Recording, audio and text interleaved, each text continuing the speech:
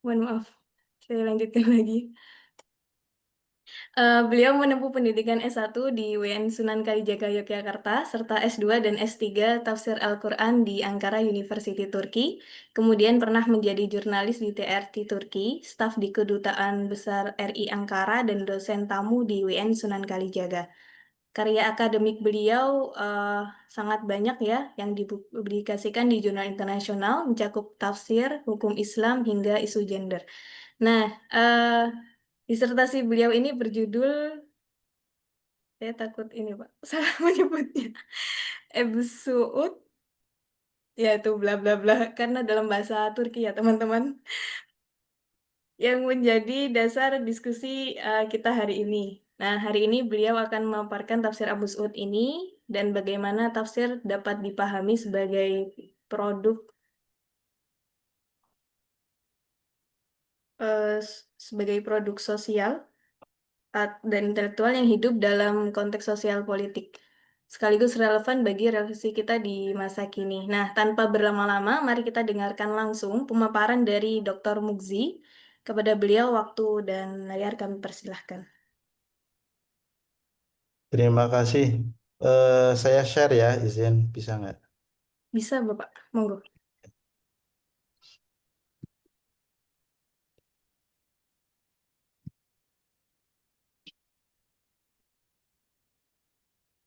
Kelihatan ya?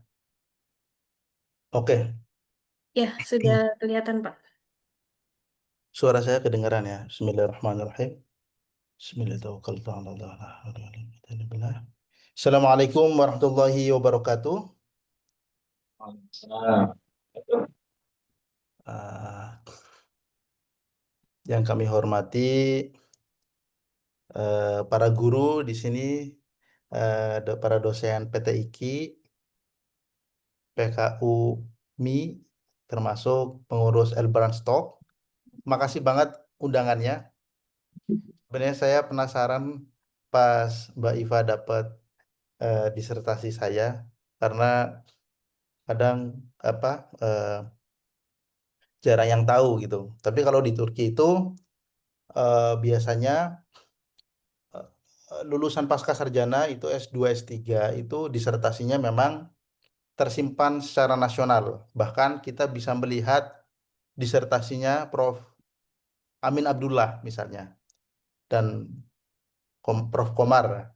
Jadi ada sistem namanya tes yok, tes itu tesis, PhD dan MA tesis itu ada di situ semuanya. Jadi semuanya terrecord membuktikan. Nah, ini di Indonesia kita belum punya sistem seperti itu.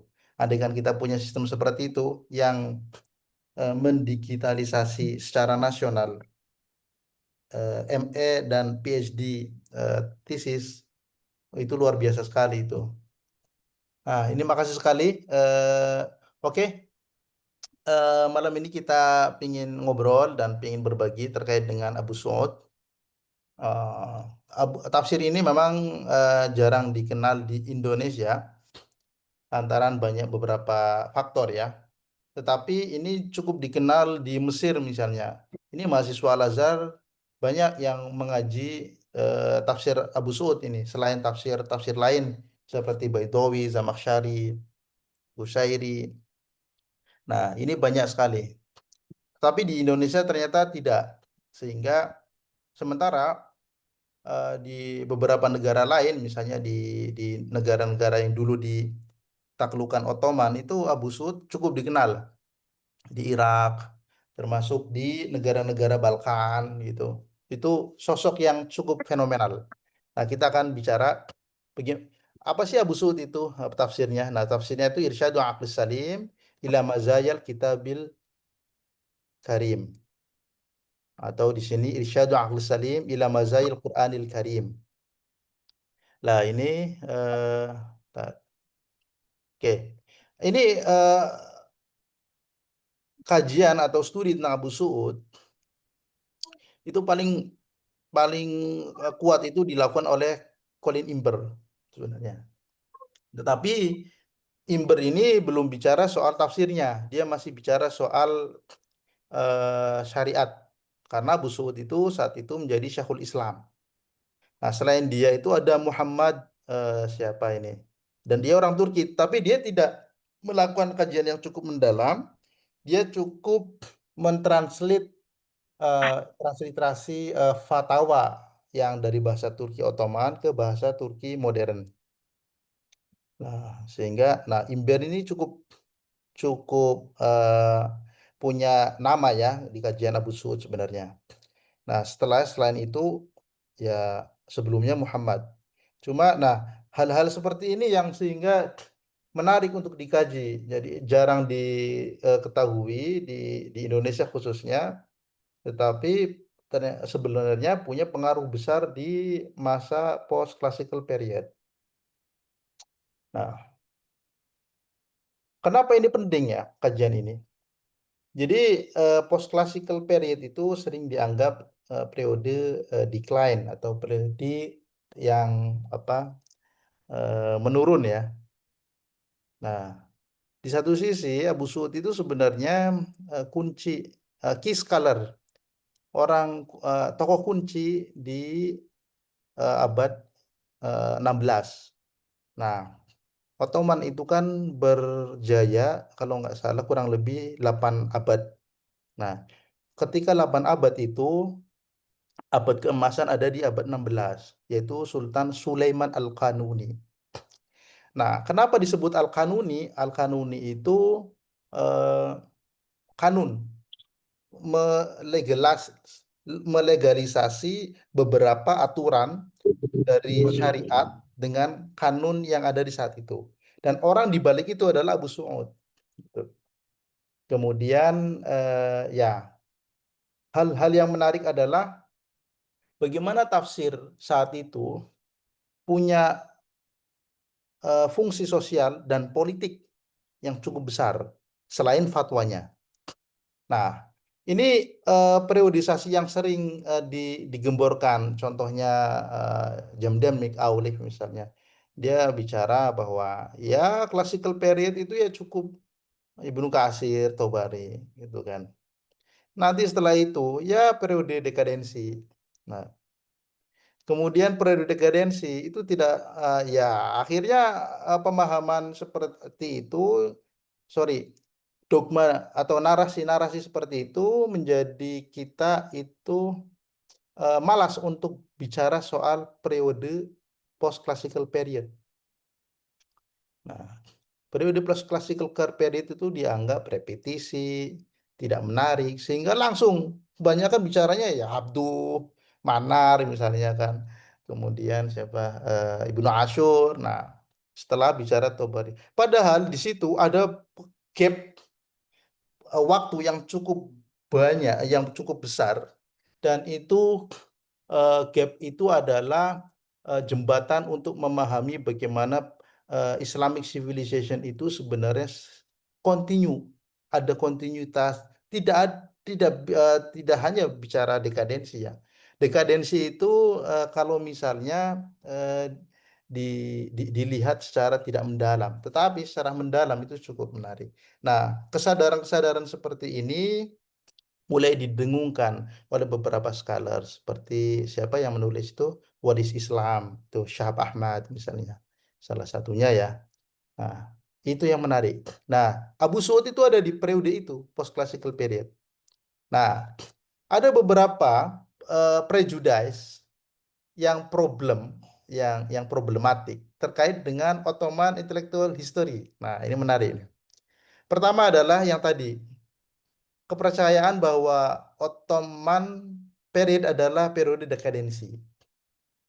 Nah, jadi pasca eh, apa tuh Mongol menyerang Baghdad misalnya, itu dianggap itu dekadensi dari tahun 1258 hingga itu 1900-an misalnya. Apalagi padahal di situ banyak karya-karya yang lahir di periode itu misalnya. Contoh di periode 1500-an sampai 1900-an misalnya. Nah, ini karya yang di samping ini, manuskrip ini adalah karyanya Suyuti. Nah, yang dikenal dari ribuan karya itu hanya ini, Nawahidul Abqar wa Syawaridul Afkar. Dan ini tulis Suyuti. Nah, sementara karya-karya lain itu diacuhkan, diacuhkan. Nah, menariknya lagi di periode ini banyak eh, hasyiah atau syarah yang ditulis oleh ulama saat itu terhadap tafsir-tafsir sebelumnya. Nah, salah satu kritik seorang orientalis contoh, Fritz Krenko, itu dibilang bahwa karya Al-Khafaji, karya hasyiahnya, itu hanya repetisi, berulang, dan sangat menjenuhkan. Tetapi kesadaran mulai ada di skalar hari ini, misalnya Walid Saleh, mengatakan bahwa penting bicara soal hasyiah, termasuk hasyiah di era Ottoman. Karena itu, hasyiah itu menggambarkan genre bahwa apa tafsir itu tidak berdiri pada satu titik saja, tetapi selalu berkembang. Nah, kesadaran-kesadaran itu mulai tumbuh. Dan hasyiah yang tadi disebutkan, yang punyanya Khofaji, itu hari ini mulai dicetak kembali. Nah, ini cetakannya yang dicetak oleh Darul Ulum. Bayangin, Baidawi itu tafsir Baidawi paling banter itu 4 jilid. Hasyiahnya ini sampai 26 ini. Bayangin nih, paling bawah nih. Hasyiatus Syihab al-Khafaji, tafsir Al-Qadi Al-Baidawi. Nah, ini hasyiahnya banyak sekali. Nah, dianggapnya sama sama Fries nih itu tidak penting. Tetapi kalau kita mengkaji lebih dalam, ini bicara dialektika yang luar biasa. Nanti kita akan bicara soal itu sebenarnya. Salah satunya adalah hasyiah yang pernah ditulis oleh Abu Su'ud ketika penaklukan Hungaria. Itu juga banyak ceritanya. Kenapa Abu Su'ud itu menulis hasyiahnya itu di surat ayat pertama di surat Al-Fatah. Inna fatahna laka fatham mubina misalnya. Itu ada dialektika tradisi dan posisi apa tuh sosiopolitik yang cukup mempengaruhi contohnya. Nah, ini mulai kesadaran-kesadaran itu mulai tumbuh ya. Nah, kemudian eh, saya langsung aja. Kemudian ini, saya ingin bicara terkait general overview Ottoman tafsir tradition ya. Pertama itu di era Ottoman itu ada satu tafsir, tapi tafsir tidak lengkap. Tafsir surah Mulk, An-Naba, Ikhlas, Fatihah, Yasin. Dan itu ditulis oleh Mustafa bin Muhammad. Ya. Kemudian ada salah satu tafsir dan itu Animus ya, Animus ininya tuh penulisnya tidak diketahui, tapi manuskripnya ada. Itu judulnya Jawahirul Asdaf.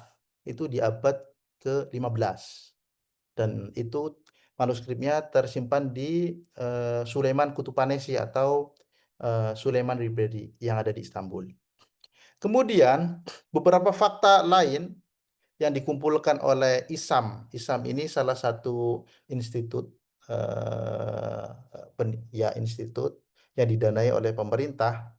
Itu dia punya apa tuh koleksi beberapa teks yang ditulis oleh Ottoman scholars. Itu banyak sekali. Itu di abad ke-17 misalnya. Kemudian bahkan eh, beberapa persentase ya, di sini ada 63%. Itu tafsir eh, itu ditulis sama Ottoman bukan. Jadi ulama yang ada di Ottoman region. Jadi bayangin dong. Di sini kenapa saya memperlihatkan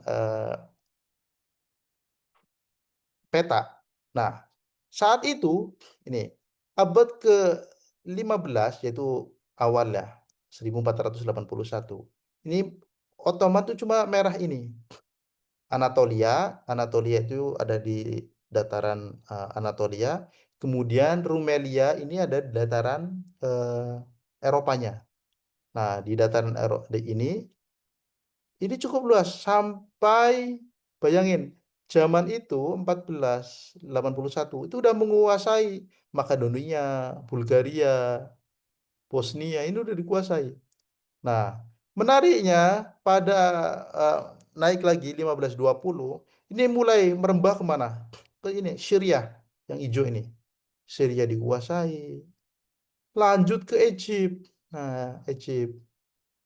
Ketika Egypt itu dikuasai, saat itu kan Mamluk. Maka secara tidak langsung Haramain, Makkah dan Madinah itu jatuh ke Kesultanan atau Kekhalifahan Utsmani dari yang awalnya jadi penaklukan perebutan Haramain itu dilakukan melalui ditaklukkan Mamluknya. Nah, ini yang naklukin Sultan Selim.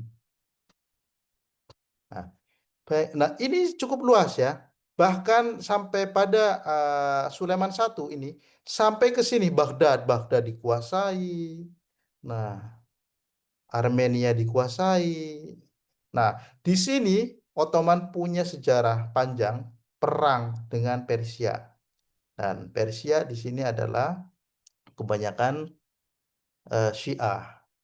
Ini pengaruh pada apa yang kita diskusikan nanti. Ini salah satu mukodimah. Eh, salah satu lembar mukodimah yang ada di tafsir Abu Su'ud ya.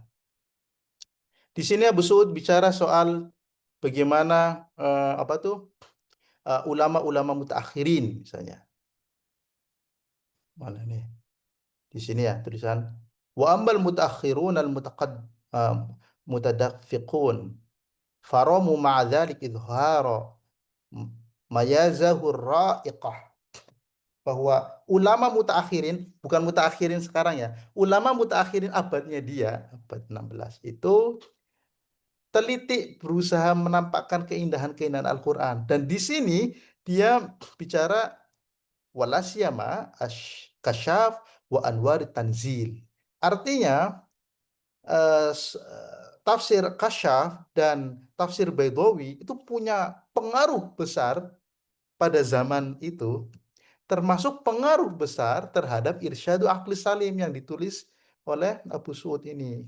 Ketika dia bilang, kayak gini, dia bilang apa? Walaqad kana fi sawabiqil ayyami wa sawalifid duhuri wal a'wami. Ha? Awan ishtighali bimutala'atihima wa mumarasatihima. Dia mengakui bahwa dia itu ini membaca ulang-ulang mutolaah dua tafsir ini. Nah, artinya apa? Sekali lagi, memang ada pengaruh dari tafsir sebelumnya. Nah, ini yang menjadikan orang ketika tidak melihat secara teliti langsung menjudge. Oh, berarti ini copy paste nih dari Al-Kasyaf dan Anwarut Tanzil tafsirnya ini. Akan ada stigma seperti itu. Tetapi kalau kita baca lagi lebih dalam, kita akan menemukan banyak hal. Nah, menariknya di sini nih, dia menulis langsung apa? Wa ahdiha ha? Ilal khizanatil amiratil ghamirati lil bihariz zakhirah. Kan?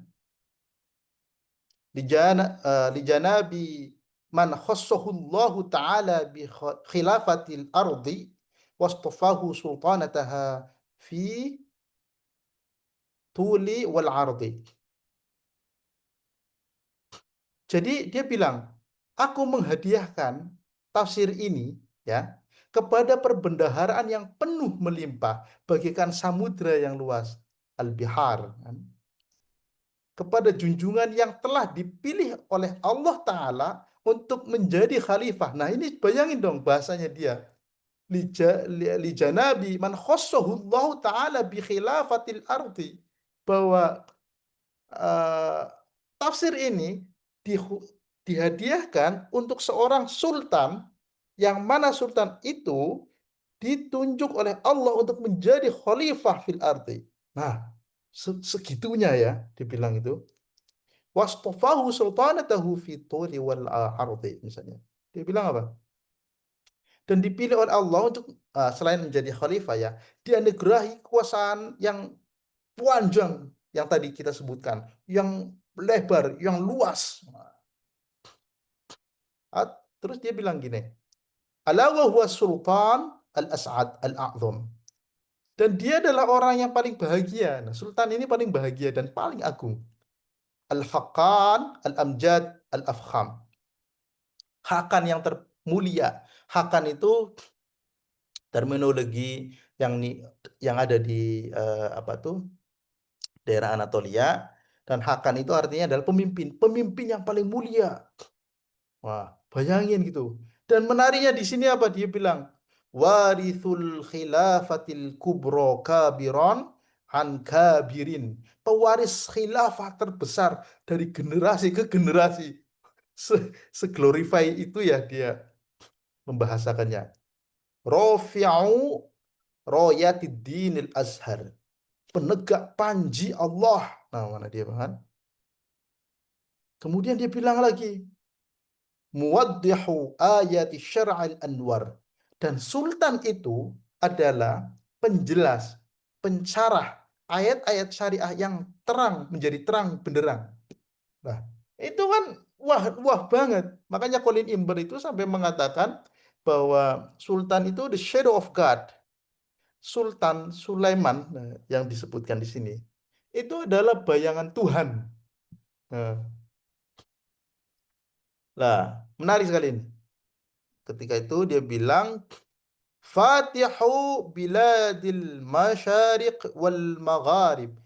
Seorang penakluk negeri timur dan barat. Wuh, binasrillahil azizi wa jundihil ghalib.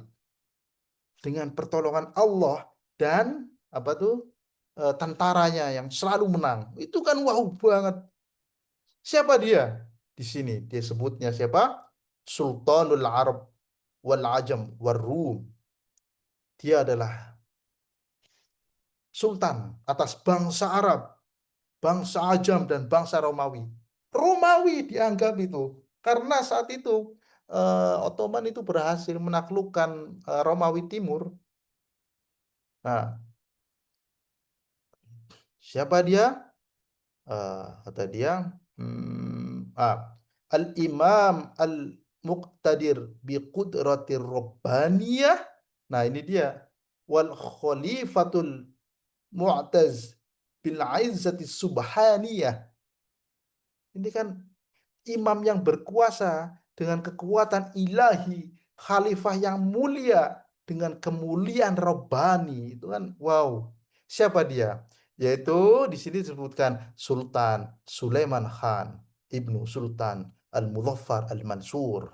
Ah, ya itu. Jadi ketika dia menulis ini, menulis tafsir ini, posisi dia itu saat itu sudah menjadi Syekhul Islam. Syekhul Islam. Kalau nggak salah 2 tahun setelah diangkat Syekhul Islam. Jadi Syekhul Islam itu apa? Syekhul Islam itu posisi tertinggi di atas Qadhi. Kalau di Indonesia itu kan ada MUI ya. MUI itu kan lembaga Majelis Ulama Indonesia misalnya. Tetapi di Ottoman itu bukan lembaga, individu. Dan individu itu punya otoritas untuk mengeluarkan fatwa-fatwa yang strategis. Dan Abu Su'ud itu termasuk Syekhul Islam terlama dalam peradaban Ottoman. Itu wow banget itu. Jadi terlama dia kalau nggak salah 20 tahunan lebih. Nah, jadi dengan kita melihat melihat bagaimana dia membahasakan melakukan narasi-narasi di mukadimahnya ini, itu melihat bahwa mencerminkan bahwa tafsir ini bukan sembarang tafsir. Pertama. Kemudian tafsir ini didukung penuh oleh Sultan Sulaiman. Bahkan Abu Suud itu diberikan ruang khusus untuk menulis tafsir itu. Dan ruangan itu sampai hari ini masih eksis, masih ada, dijadikan untuk menjadi kantor Fakulti Islamic Studies Ibnu Khaldun University yang ada di Istanbul. Tuh. Nah, jadi di situ ya kita melihat bagaimana posisi tafsir ini. Kemudian ini salah satunya. Bagaimana dia menafsirkan terkait dengan ulul amri. Gitu. Ya, ketika dia menafsirkan ulul amri ya bagi dia adalah rulers dan religious scholars, dua hal. Ber- Berbeda dengan Zamakhsyari. Nah, ini dia.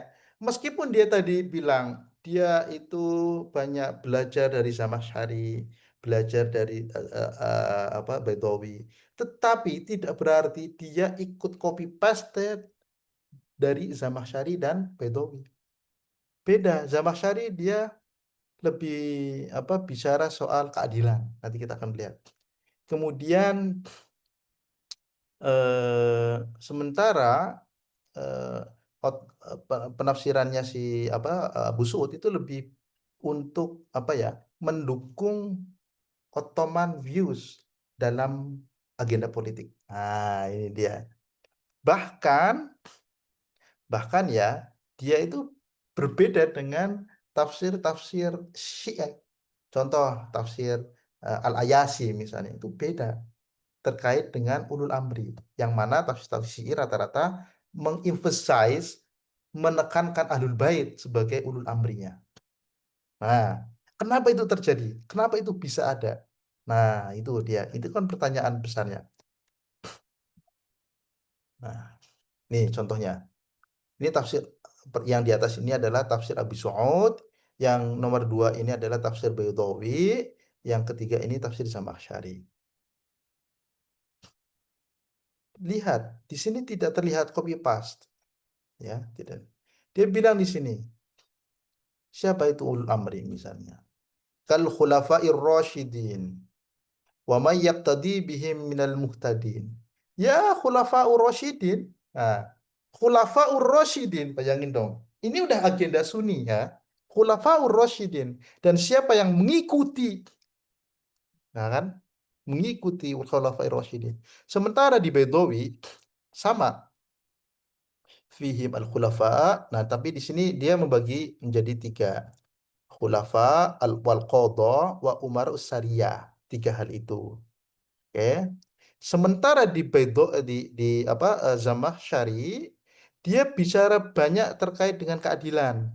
Nih, wal umara ul jauri la yu'adduna al amanata wala yahkumuna bil adl. Bahwa apa tuh pemimpin yang zolim itu tidak menjalankan amanah dan tidak menegakkan hukuman dengan apa yang keadilan. Bahkan dia menyebutnya di sini al-lisus al-mutaghallibah. Dzalika isyarah ila rad ila kitab was sunnah. Bahkan dia sebutnya gini bahwa pemimpin yang zolim itu layaknya perampok.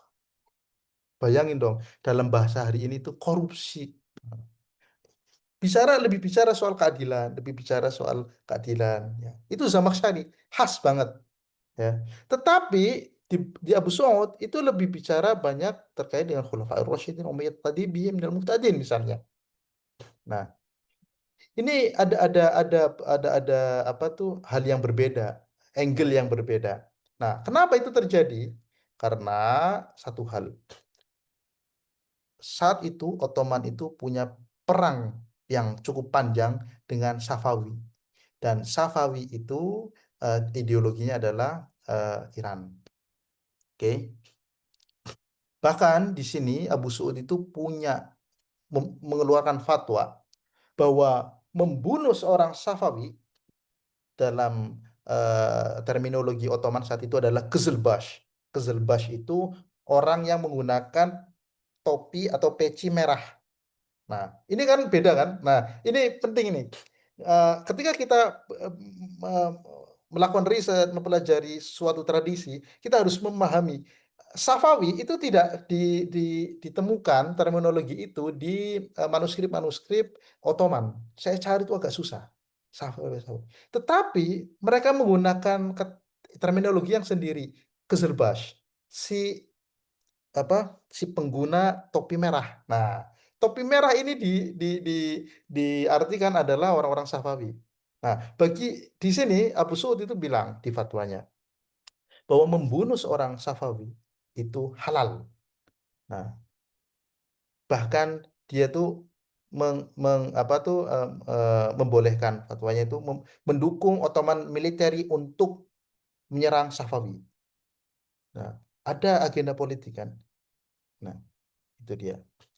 Kemudian, nah ini fatwanya dia, kitab Al-Fatawa yang ditulis oleh Abu Su'ud dan ini masih tersimpan rapi di eh, Suleman Sulemaniyah Library yang ada di Istanbul. Salah satunya ini yang udah kami terjemahkan ke bahasa Inggris ya. Dia mengatakan bahwa misalnya gini, is it legally permissible according to Sharia to fight against the followers of Safawi? Apakah dibolehkan secara syariah untuk melawan pengikut Safawi? If someone kills them, they will be considered Ghazi and will thus killed by Safawi be regarded as martyrs, kata dia, apakah mungkin seorang yang berjuang melawan Safawi kemudian disebut Ghazi? Ghazi itu apa tuh matinya dalam kondisi jihad fisabilillah. Kata dia, yes, ya, it is considered Ghazi Akbar. Ini adalah sebuah peperangan yang besar. Nah, bayangin segitunya itu ya, segitunya apa kuatnya apa agenda politik yang diterjemahkan dalam bahasa fatwanya dia. Tetapi sekali lagi, ketika dia menulis tafsirnya, itu memang tidak disebutkan secara apa tuh literalis, tetapi menyinggung secara lebih general, dia mendukung misalnya kekhalifahan Khulafaur Rasyidin. Ini salah satunya ya. Kemudian yang kasus yang kedua ini salah satunya itu pernah terjadi krisis ekonomi besar di Ottoman saat itu. Bahkan inflasinya itu sampai 250%. Wah, itu udah luar biasa. Itu kenapa? Karena Ottoman itu melakukan banyak invasi, peperangan dan membutuhkan apa tuh income apa tuh devisa negara itu banyak dialokasikan untuk militer di teknologi. Ya, wajar orang perang itu butuh duit intinya gitu. Kemudian selain itu ada namanya Janisari. Janisari ini adalah salah satu korps militer yang sangat ditakuti oleh musuh-musuh Ottoman karena dikenal kejam. Dan Janisari ini adalah tentara bayaran. Saat itu mereka butuh nih, Janisari itu menekan Sultan untuk dinaikkan ini ya apa tuh income-nya, gajinya untuk dinaikkan, salary-nya. Nah, jadi ini mendukung mendukung ekonomi krisis ya. Nah, akhirnya ini mendukung bagaimana Abu Suud itu menafsirkan ayat-ayat zakat.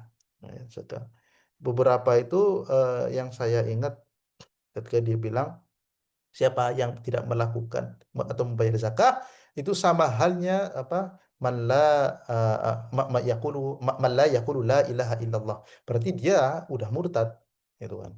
Persis. Jadi hal-hal seperti itu dinarasikan di tafsirnya.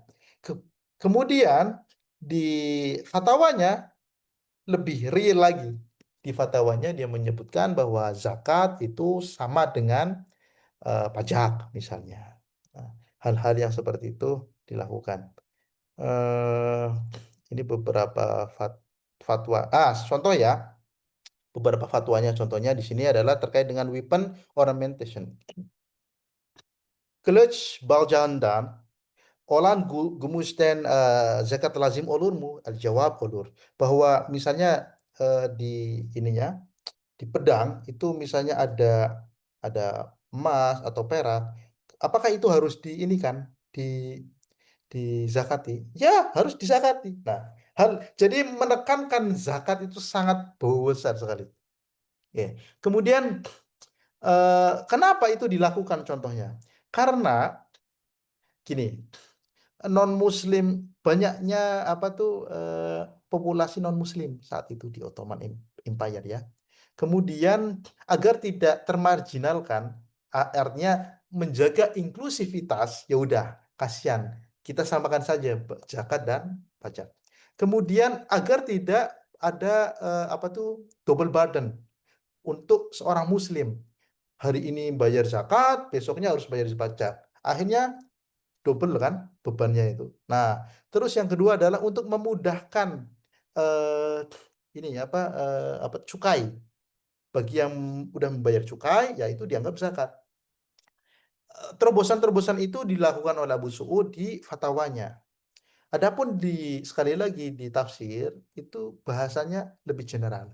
Ah, gitu ya. Nah, contoh ini al-faqir misalnya. Dia membahasakan al-faqir itu ya orang yang ini low income. Ya ini bagi teman-teman atau kita yang masih low income ini masih penerima zakat dan penerima hasil pajak dalam teorinya Abu Su'udnya. Itu adalah primary beneficiaries. Itu adalah yang paling diutamakan. Nah, kemudian fisabilillah, menarik sekali. Abu Su'ud ini mengeluarkan fatwa bahwa saat itu Ottoman Navy itu butuh eh, sokongan pendanaan untuk peperangan Inebahte di tahun 1571. Itu dimasukkan sebagai kategori fi sabilillah, bayangin dong. Kemudian Ibnu Sabil, migran, needing assistance. Dan saat itu terjadi banyak gelombang migran atau apa tuh ya itu banyak sekali yang migrasi dari negara-negara timur ke Ottoman. Nah, kenapa? Karena terjadi itu apa kolaps jadi kolaps itu apa ekonomi krisis, saya pernah baca. eh, itu tidak terjadi hanya di Ottoman Land, tetapi juga di tanah Italia juga terjadi, Balkan, negeri-negeri Balkan juga terjadi krisis. Jadi krisis yang cukup besar. Ya, kurang lebih seperti sekarang lah kita membahasakannya sebagai krisis global. Nah, nah ini moral values-nya. Nah, ini saya ingin memberikan contoh satu lagi yang semoga masih punya cukup waktunya. Ini ketika penafsiran terkait dengan ini Ka'bah misalnya di sini. Wa idh yarfa'u Ibrahim. Nah, ma qa'ada minal bait. Penafsiran Ka'bah ini cukup menarik. Dia itu narasinya narasi yang saya tidak temukan narasi ini di di Zamakhsyari dan Abu Su'ud. Andaikan sekali lagi Abu Su'ud itu melakukan copy paste dari kedua tafsir itu. Ini beda sekali, beda sekali. Nah, kemudian salah satunya ya,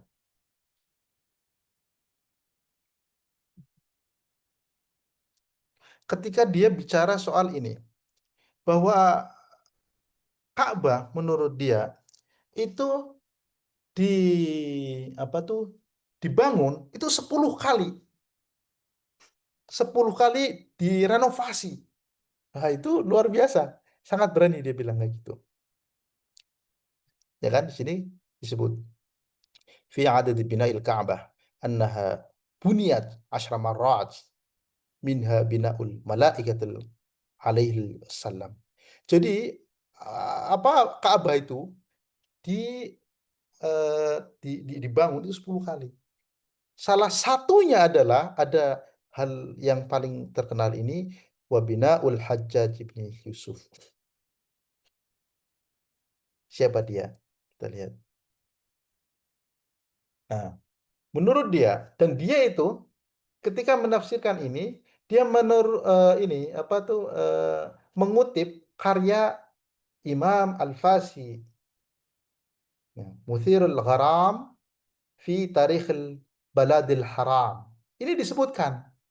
Menarik. Makanya saya bilang Abu Suud itu bukan repetisi, tetapi memang ada inovasi-inovasi yang dia kembangkan sebenarnya. Nah, salah satunya di sini bahwa apa tuh Ka'bah itu di, dibangun oleh apa malaikat. Kemudian setelah itu dibangun oleh Adam. Nah, oke. Setelah itu dibangun oleh anak-anaknya Adam. Nah, kemudian di rebuild sama Nuh setelah terjadi apa tuh apa tuh hujan badai gitu loh. Nah, ketika itu dibangun itu oleh Ibrahim. Nah, kemudian setelah itu dibangun kembali sama orang-orang Amalekah, kemudian Jurhum tribe, kemudian Qusay bin Kilab, kemudian Quraisy tribe, dan di sini ada hal yang menarik, Abdullah bin Zubair dan Hajjaj bin Yusuf As-Saqafi. Nah, siapa dia? Saya ingin melihat ke sini. Contoh, ketika siapa tuh Hajjaj As-Saqafi? Hajjaj As-Saqafi itu adalah jenderal perang. Jenderal perangnya siapa? Abdullah bin Zubair. Eh, sorry. Jadi gini, ingat kan tragedi Karbala itu ya. Eh, jadi ketika setelah terjadi Karbala, itu kan pemerintahan itu kan berfokus di Damaskus. Nah, Abdullah bin Zubair itu maaf. Jadi Hajjaj As-Saqafi adalah jenderal perangnya Yazid. Abdullah bin Zubair itu menolak pemerintahan Yazid. Nah, Yazid Al-Muawiyah. Nah, kemudian dia mendeklarasikan kekuatan oposisi ada di Mekah. Nah, untuk merespon itu, Yazid mengirimkan bala tentara. Bayangin, ketika, dan ini kejadian setelah Rasul meninggal ya, ketika setelah Karbala, pasca Karbala. Nah, ketika itu Abdullah bin Zubair ya setelah Yazid ya meninggal itu Abdullah bin Zubair itu memproklamirkan diri sebagai khalifah dan saat itu membangun Ka'bah karena ketika kejadian ini itu Ka'bah itu hancur. Nah, dilanjutkan sama Hajjaj As-Saqafi ini ketika di Umayyah. Nah, Hajjaj itu membombardir kota Mekah over 6 months selama lebih 6 bulan. Nah, bayangin dong. Dan eh, ketika Hajjaj As-Saqafi itu membombardir Mekah, Ka'bah itu hancur. Tetapi menariknya, ketika Ka'bah itu hancur dikarenakan oleh Hajjaj As-Saqafi, Abu Su'ud itu meng, tidak mengkondem. Kondem itu apa ya? Tidak melaknat Hajjaj As-Saqafi. Oh, nih di sini dia bilang apa? Wa amal Hajjaj As-Saqafi fa inna ma qasada ikhraja Ibnu Zubair radhiyallahu anhuma minhu la tasallut alaih. Jadi dia masih menganggap bahwa niatnya Hajjaj As-Saqafi itu bukan menghancurkan Ka'bah, tetapi mengeluarkan Ibnu Zubair dari Mekah dan menaklukkan kelompok oposisi. Nah, inilah yang saya maksud bahwa ada tendensi yang luar biasa. Berbeda halnya ketika Abu Su'ud itu menafsirkan surat Al-Fil misalnya. Al-Fil ya. Al-Fil itu kan itu pasukan Abraha. Pasukan Abraha itu kan belum belum menghancurkan Ka'bah. Belum kan? Tetapi itu dilaknat sama Abu Suud itu habis-habisan ditafsirnya. Berbeda halnya sama Hajjaj As-Saqafi, udah menghancurkan pun tetap masih dibela. Nah, saya melihat ini kacamata bahwa memang saat itu eh, dikenal bahwa Hajjaj As-Saqafi itu representasi dari pemerintah yang sah ya di Damaskus. Sehingga dia sebagai orang yang dekat dengan pemerintah yang sah melihat bahwa ketika terjadi oposisi yang lagi mengancam, ya wajar. Jadi secara psikologis, oh dia itu memang dekat dengan kekuasaan, sehingga bahasa-bahasa yang digunakan ya seperti ini. Nah, gitu ya. Jadi ini konklusinya bahwa eh, yes, tafsir Abu Suud itu sangat dipengaruhi oleh Ottoman political and legal structures. Kemudian ya tafsirnya memang sangat berbau akademik dalam artian bahasa dan sastranya sangat tinggi. Tetapi saking sangat tingginya itu kadang memang lebih susah daripada tafsir Zamakhsyari yang menjadi acuannya dia. Namun demikian, fatwanya itu lebih align ya, lebih directly align with state policies, lebih bicara soal policy negara.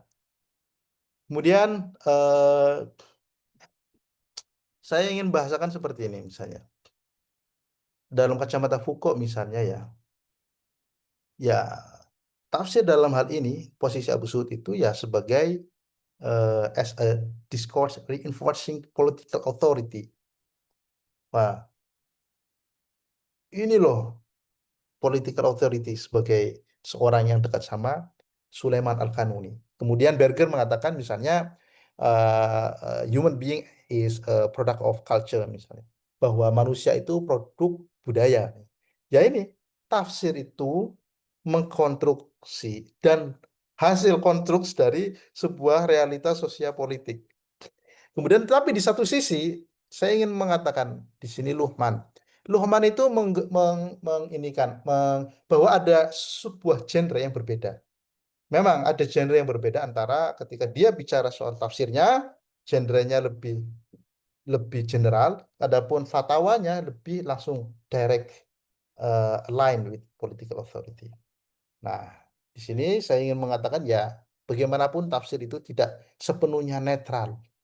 Oke, oke, mungkin cukup sekian.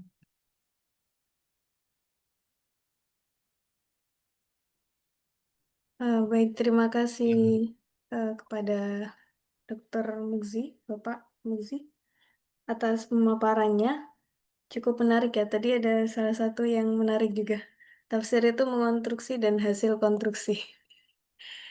Oke, ini saatnya masuk ke sesi tanya jawab. Bagi peserta yang ingin bertanya, dipersilakan menuliskan pertanyaannya di chat box atau bisa menyampaikannya secara langsung dengan cara raise hand.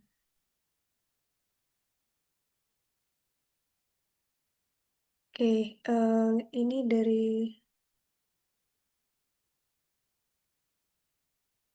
Bapak Damri Hasibuan. Nah, ada dua pertanyaan ini, Pak.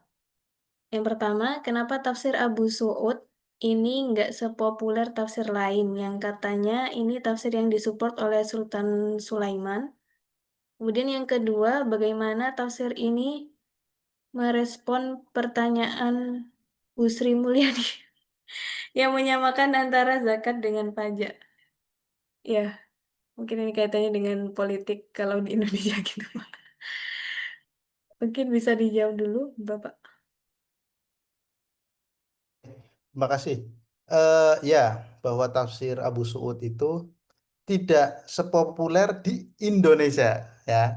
Karena kita orang Indonesia kebanyakan banyaknya merujuk pada tafsir Baitawi misalnya kan banyak sekali. Kasyaf misalnya Tabari, Ar-Razi, kemudian apa Ibnu Ashur misalnya. Kenapa itu tidak populer itu karena di Indonesia. Di luar Indonesia itu cukup populer. Pertama gini, kenapa di Indonesia tidak populer? Karena apa tuh Nusantara itu kan bukan bagian yang ditaklukkan oleh Ottoman pertama. Tapi tafsir ini cukup populer di Mesir misalnya, karena Mesir itu sempat ditaklukkan oleh Ottoman. Mamluk itu ditaklukkan sama Ottoman oleh Sultan Salim. Nah, jadi eh, bicara populer itu memang populernya sifatnya apa ya? Tidak universal, tapi ada geopolitik, ada geokultur, ada geografis yang membatasi kita memang. Kemudian ya tafsir saya tidak ingin bicara soal ini ya. Cuma saya ingin bicara soal gini. Kenapa tuh Abu Suud itu eh, gini, Abu Suud itu menyamakan menyamakan zakat dengan vergi. Vergi itu adalah pajak misalnya.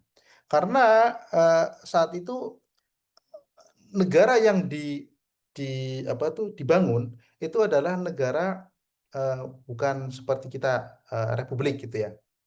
Terus yang kedua adalah negara yang dibangun itu berdasarkan kekhalifahan Ottoman. Nah, di situ ada eh, beberapa institusi pemerintah yang memang berfokus pada ya udah misalnya Qadhi, kemudian Syekhul Islam.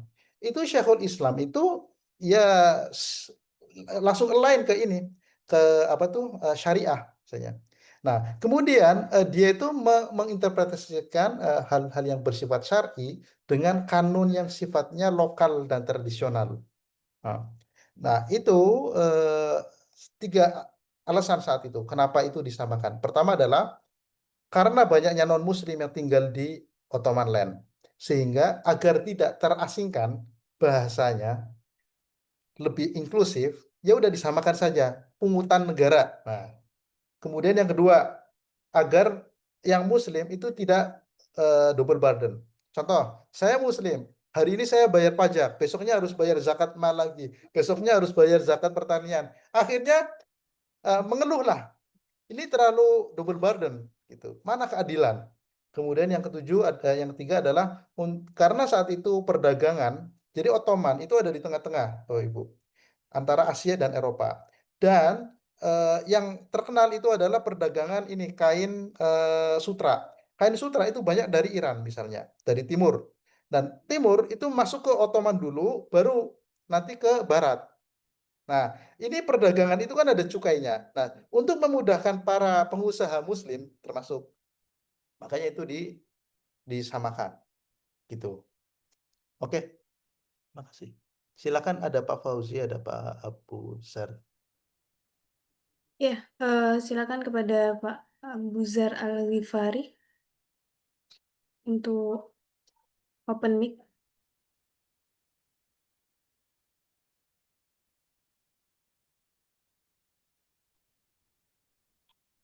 Ya, terima kasih. Bismillahirrahmanirrahim. Assalamualaikum warahmatullahi wabarakatuh. Waalaikumsalam warahmatullahi wabarakatuh. Izin bertanya kepada narasumber kita malam hari ini. Perkenalkan saya Abu Zar Al-Ghifari dari UIN Raden Intan Lampung. Eh, Tadi sekilas saya pahami bahwa sikap dari mufassir yang kita pelajari pada hari ini bahwa ada atau kental nuansa politik itu sebagai sesuatu yang eh, apa ya tidak objektif lah gitu ya. Bisa nggak kita pahami ini justru upaya beliau untuk melakukan penafsiran yang kontekstual pada saat itu kan kita kan sering mengajak apa namanya menghasilkan penafsiran yang kontekstual ya. Nah itu bisa nggak kita pandang sebagai penafsiran yang kontekstual pada saat itu, tidak justru kita diskreditkan ya seakan-akan itu ketidak beliau itu tidak objektif di dalam menafsirkan terlalu menyembah penguasa lah dalam tanda kutip pada saat itu ya.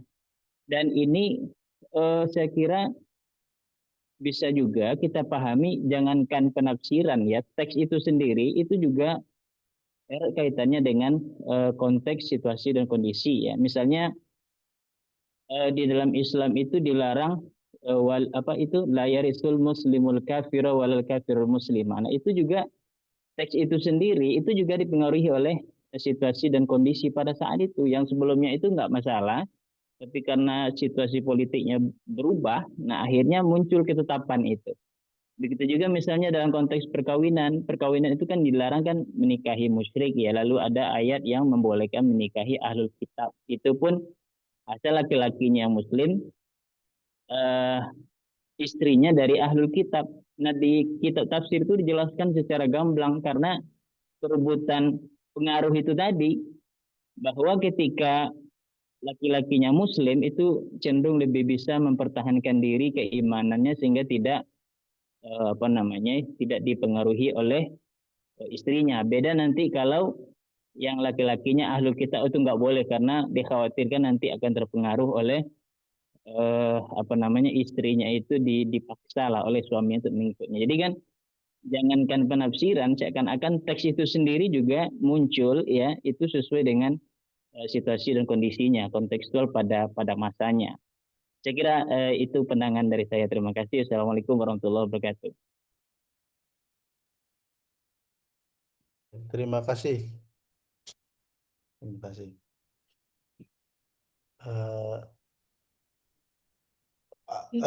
Mau sekalian satu lagi.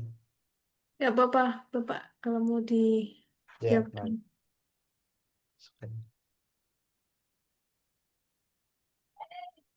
Nah, ini mungkin info buat teman-teman ini dari Bapak Miftahul Khairi ya.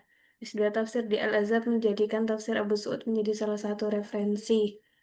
Nah, ini mungkin tadi yang sempat juga disinggung oleh Bapak Muzi tadi di awal, kalau tafsir ini memang populer ya, cukup populer di Mesir. Oke, oke, saya ingin menanggapi ini kalau gitu. Izin saya share satu lagi. Siap. Oke, jadi ya eh, bahwa Abu Su'ud itu melakukan kontekstualisasi penafsiran itu bisa dikatakan ya betul. Tapi kita sebagai peneliti misalnya ingin mengatakan bahwa ada batas-batas geopolitik, geokultur, geososioekonomik yang ada pada abad dan era Abu Su'ud itu eh, hidup. Dan itu yang tidak bisa kita tarik misalnya karena geopolitik hari ini berbeda misalnya. Kemudian kita mengambil secara mentah bagaimana penafsir-penafsir sebelumnya itu bilangnya A, ya udah kita tarik misalnya. Makanya yang diperlukan adalah apa sih value-nya? Value-nya. Saya ingin mengatakan di sini salah satu hal yang sangat menggelitik sebuah narasi yang dia ambil dan narasi ini saya temukan juga di tafsir Zamakhsyari misalnya. Contoh, apa itu Hajar Aswad ya? Kata dia apa? Wa kana yaqutan bayda'a. Bahwa Hajar Aswad itu adalah eh, apa tuh batu yakut yang warnanya putih. Min yawaqitil jannah. Dan batu ini adalah batu dari yakut yang ada di surga. Falamma lamasathul huyyadu fil jahiliyah aswadda. Namun ketika seorang perempuan atau orang-orang perempuan wanita-wanita jahiliyah yang lagi haid itu menyentuhnya jadilah hitam. Ini kan narasi-narasi yang sangat wow gitu. Sangat mengkerdilkan seorang wanita ya. Dan itu masih saya temukan di Abu Su'ud. Dan saya temukan juga di Zamakhsyari misalnya. Ya, bayangin dong. Dia bilang misalnya ada sebuah narasi misalnya kan bahwa bahwa namanya apa tuh Hajar Aswad itu adalah yakut warna putih sebenarnya itu. Namun berubah warnanya menjadi hitam ya ketika dipegang sama seorang perempuan, atau ya ini huyad tuh. Berarti kan banyak perempuan, wanita yang lagi haid, dan itu wanita jahiliyah yang lagi haid, itu menyentuhnya akhirnya menjadi hitam. Jadi bayangin dong, di mana harga diri seorang wanita saat itu gitu kan. Artinya memang gender equality saat itu belum cukup didengungkan ya. Dan ini kan kita bisa melihat sebuah maskulinitas eh, penafsiran oleh seorang Abu Suud dan Zamakhsyari misalnya, karena keduanya adalah seorang laki-laki misalnya kan. Nah, sehingga kenapa nggak di-delete aja sih narasi-narasi seperti ini misalnya, tetapi masih ditulis di tafsirnya. Sehingga inilah yang saya inginkan bahwa sampaikan bahwa membaca nas itu ada dirosah ma'fin nas, itu biasanya dirosah dengan pendekatan-pendekatan sastranya misalnya. Tapi dirosah ma haulan nas ini penting. Dirosah ma haulan nas adalah bagaimana teks ini lahir dan pada situasi seperti apa, dan pada saat sosiopolitik ekonomi seperti apa ini lahir. Itu penting sekali. Oke, terima kasih. Oke, terima kasih Bapak atas jawabannya. Ini di chat box ada lagi izin tanya tentang genre tafsir dan fatwa. Melihat dari cuplikan tafsir Abu Su'ad tadi, Bapak mengatakan bahwa beliau cukup general dalam menjelaskan ayat. Namun dalam fatwanya sangat terlihat unsur-unsur politis, directly aligned with Ottoman's view. Nah, dari sana kenapa kok bisa berbeda nih Pak dua genre ini? Apakah memang fatwa itu secara natural memang sangat fluid dan bebas? Apakah genre kitab fatwa dan kitab fikih itu berbeda? Karena melihat kitab fikih kok sepertinya sangat strict banget dalam penjelasannya. Ya, ini antara Ya, fikih dan tafsir Pak, gimana? oke, oke, oke. Terima kasih. Ya, itu memang ya sebuah genre keilmuan itu pasti punya kekhasan masing-masing. Ya, Luhman itu contohnya, itu dia mengkategorikan namanya genre itu hal-hal yang memang berbeda. Nah, misalnya sebagai satu individu Abu Suud, di satu sisi dia memproduksi tafsir, di satu sisi dia memproduksi fatwa. eh, Memang sebuah genre fatwa itu biasanya eh, directly aligned with the political interest misalnya. Dan yang ditulis adalah biasanya percakapan. Misalnya gini, eh, Zainab, kata-kata Zainab. Jadi Fulan, dia nggak mengatakan Fulan, tetapi biasanya menggunakan kata Zainab. Satunya lagi apa ya? Yang laki-laki itu Ahmed atau apa gitu.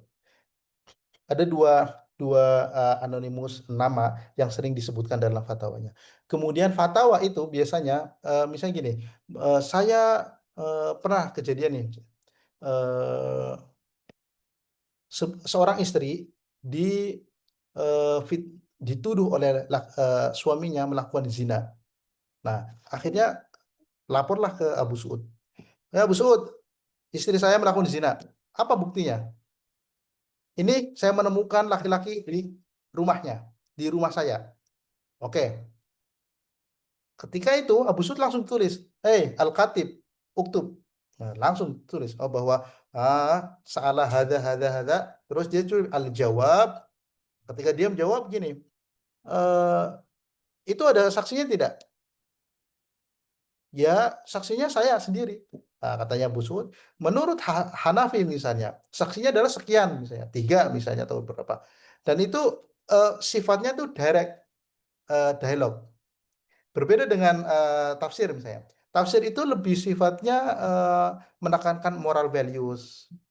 Nah, ideologi, general ideologi misalnya, ideologi secara generalnya apa sih? Oh, Sunni ini, makanya dia menekankan Khulafaur Rasyidin, wa may yattabi'.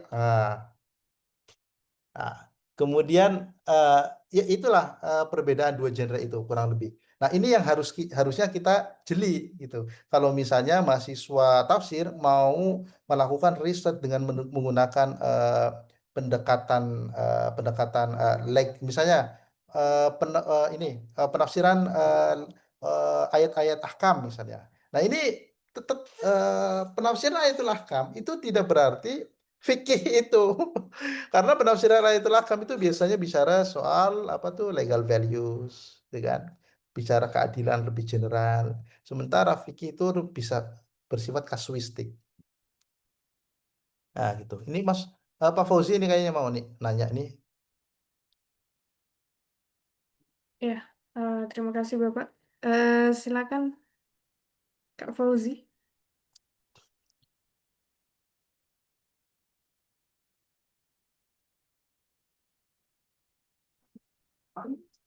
Tes. Assalamualaikum. Kedengaran ya? Iya. Waalaikumsalam. Ya. Makasih Pak Dokter. Saya mungkin lebih ke contoh satu yang ini ya, tentang zakat sama dengan pajak itu ya. Karena kayak lagi menarik banget gitu. Nah, itu tadi kan diarahin juga kita harus jeli ya melihat moral value yang dibawa sama tafsirnya itu apa ya, dengan penafsiran demikian. Nah, tadi juga dijelasin tentang mustahik yang berhak menerima zakat itu ya. Jadi standar penerimanya itu apa? Apakah mereka yang du'afa wal mustalafin benar-benaran gitu? Atau kayak apa misalnya? Dalam rangka apa gitu? Maksudnya, dalam menentukan moral value itu seperti apa? Kalau beneran misalnya minimum wage atau UMR itu termasuk orang yang du'afa mustalafin yang berhak. Tapi misalnya kalau di Indonesia UMR itu termasuk orang kaya. Yang gajinya UMR itu udah alhamdulillah ya kalau di Indonesia. Tapi kalau standarnya ditinggiin lagi banyak yang terlalu apa ya? Wah, kalau dapat zakat gitu. UMR mungkin tidak berhak dapat pajak. Tapi kalau ditinggiin standarnya, misalnya UMR tidak dapat pajak dan di bawah UMR juga tidak kena pajak maksudnya. Tidak kena pajak, UMR tidak kena pajak. Berarti yang ditarget sama Bu Sri Mulyani misalnya, itu orang-orang yang penghasilannya 20 jutaan ke atas sebulan. Berarti nilai moralnya tafsirnya Sri Mulyani misalnya, nilai moralnya tafsir Sri Mulyani itu menargetkan orang-orang yang itu tinggi banget, dan untuk mempersempit gap ekonomi itu. Nah, Bu Sud seperti apa gitu ya? Mendefinisikan mustahiknya itu seperti apa? Mungkin gitu Pak. Terima kasih. Oke. Terima kasih Oke. Bapak. Jadi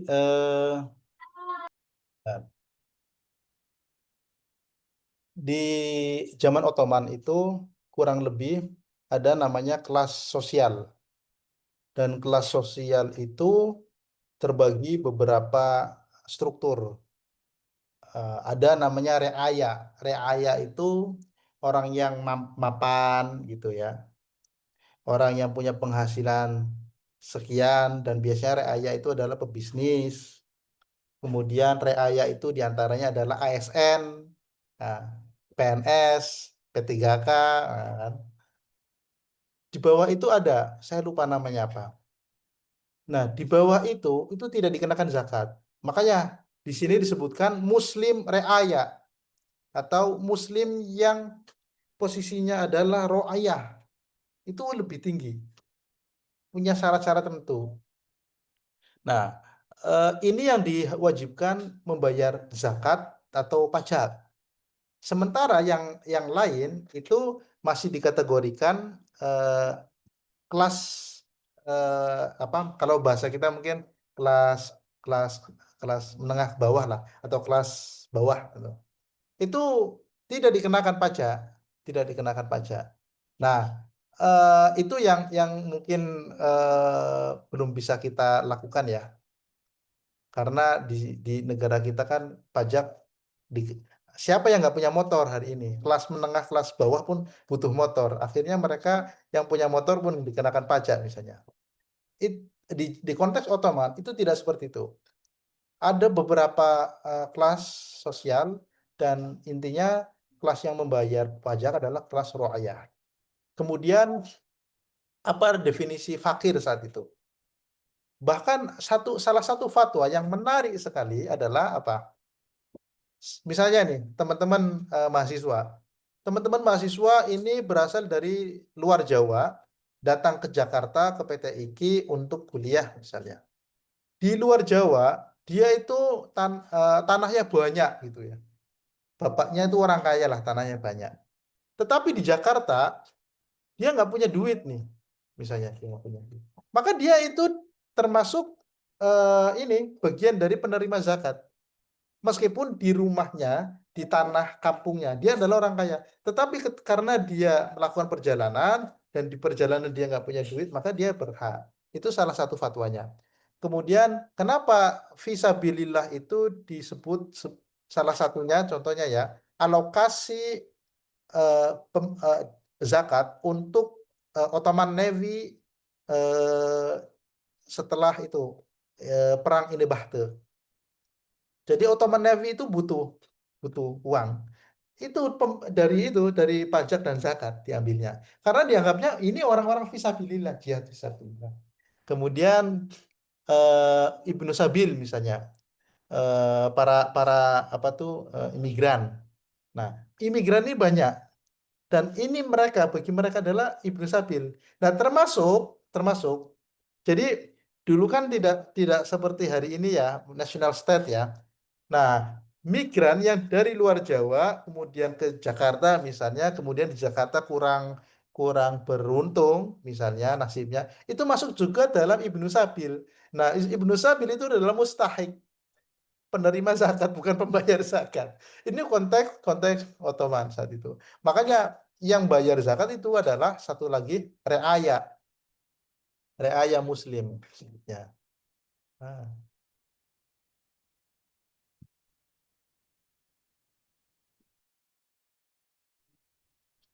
silakan.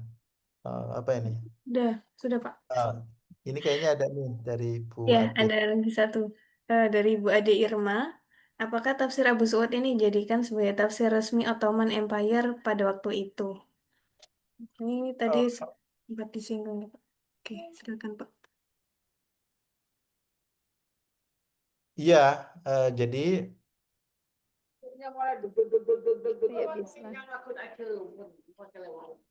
tafsir Abu Suud itu termasuk menjadi tafsir rujukan resmi Ottoman di era itu. Karena sekali lagi itu adalah proyek kebijakan yang ditulis dalam bentuk tafsir, diterjemahkan ya dalam bentuk tafsir. Bagaimanapun itu adalah proyek pemerintahan. Kalau saya ingin mengatakan seperti itu, karena Abu Suud itu bagian dari pemerintahan Sulaiman Al-Kanuni saat itu.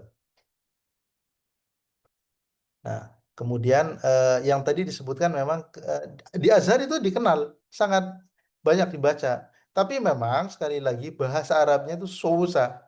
Itu kalau ibarat alfiah selesai lah harusnya itu. Karena untuk membaca itu tuh dia banyak lugawinya sangat kental. Ketika kita membaca Zamakhsyari misalnya, ketika Zamakhsyari itu membedakan antara dua uh, kiroah misalnya, yang tentang Alhamdulillahirobbil alamin. Salah satu kiroahnya Alhamdulillahirobbil alamin, yang kedua Alhamdulillahirobbil alamin. Zamakhsyari langsung menggunakan menggunakan pendekatan-pendekatan sastra. Yang benar tuh alhamdulillah kalau harus memilih antara dua itu. Karena nggak mungkin alhamdulillah majrur mimma. Nah, ini dijarkan dari siapa? Kalau alhamdulillah. Tetapi kalau alhamdulillah itu masih masuk akal. Nah, itu bahasa-bahasa seperti itu yang dilakukan sama Zamakhsyari itu sangat mudah dipahami. Sedangkan kalau misalnya yang tadi Abu Suud itu wah jelimetnya luar biasa itu kalau bicara soal sastranya. Nah, ternyata itu kenapa itu dilakukan? Karena saat itu sekali lagi kurikulum yang ada di zaman Ottoman itu masih mengikuti kurikulum yang ada pada masa sebelumnya. Hmm, eh, eh, eh, aduh, ada satu kurikulum dan kurikulumnya itu masih bahasa Arab itu masih menjadi sentral. Jadi gini, kalau membahasakannya itu sentralnya adalah bahasa Arab, baru kajian bahasa Arab ini dipecah beranak. Oh, ada tafsir, oh ada fikih, oh ada hadis. Nah, pendekatan tafsirnya adalah lughawi. Pendekatan fikihnya juga masih lughawi. Makanya kajian-kajian seperti Al-Jurjani, At-Taftazani itu masih sangat lekat ketika Ottoman. Nah, kurang lebih gitu. Ini ada lagi nih pertanyaan mengenai apakah pajak sama dengan zakat? Ya, ya. Iya, yang tadi kita sebutkan ya, menurut Abu Su'ud, iya. Bahkan terminologi zakat itu sangat sukar untuk ditemukan di manuskrip-manuskrip Ottoman. Sering hanya mereka menyebutnya itu vergi, dan vergi itu adalah zakat. Tetapi satu hal saya ingin share. Eh, Ketika perdebatan terkait dengan para wakfe itu wakaf wakaf keuangan. Kalau dalam hari ini itu bank. Abu Su'ud itu menghalalkan bank. Sementara ulama yang satu era dengan dia itu ada namanya Birgiwi, dan Birgiwi itu pendekatannya lebih seperti katakanlah lebih lebih saklek ya, lebih seperti Ibnu Taimiyah. Itu menolak. Kenapa Abu Su'ud mendukung para wakfu atau para finance atau apa itu wakif wakaf keuangan? Nah, kenapa itu didukung? Karena negara itu nggak bisa apa tuh masyarakat itu harus bisa nabung, dan tabungannya itu bisa diputar untuk pendanaan negara. Salah satunya adalah untuk pendanaan perang. Nah, ini menarik. Kemudian di satu sisi ketika dia bicara soal riba itu kerasnya luar biasa. Dia menolak riba. Tetapi di kasus para wakfe yang tadi saya sebutkan atau wakaf keuangan itu masih masih apa ya sifatnya itu masih praktikal. Bahkan salah satu menariknya satu dosen pernah mengatakan Abu Su itu sampai 10%. Artinya bunga bank itu bagi dia itu hal yang halal dan mubah. Nah, ya pemikiran ini kan ada pada abad 16. Nah, kurang lebih seperti itu. Silakan ada ini Pak Rijal Ali dan Pak Supriyadi.